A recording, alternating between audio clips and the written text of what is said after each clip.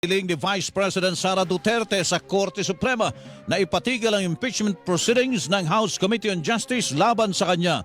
Sa inihaing petition for certiorari and prohibition, hiniling ni Duterte sa Korte Suprema na maglabas ng temporary restraining order laban sa Kamara at sa House Committee on Justice.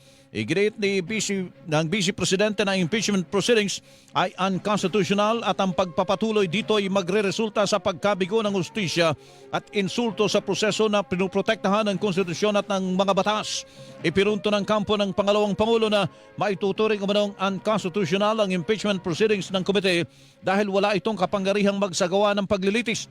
Binigyang diin pa ni Duterte na ang pagpapahintulot sa House Committee on Justice na magsagawa ng paglilitis ay fishing expedition at nangangahulugang pagpayag na mahigitan ito ang limitasyon ng kanilang mandato at agawin ang kapangyarihan ng impeachment court na nakaatas lamang sa Senado.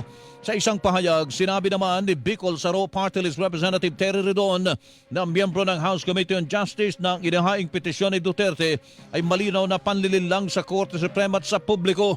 Ginit ni Redon na magpapatuloy ang Kongreso at ang House Committee on Justice sa proseso ng pagpapanagot sa Vice Presidente sa usapin ng confidential funds, hindi maipaliwanag na yaman at pagbabanta sa buhay ng Pangulo.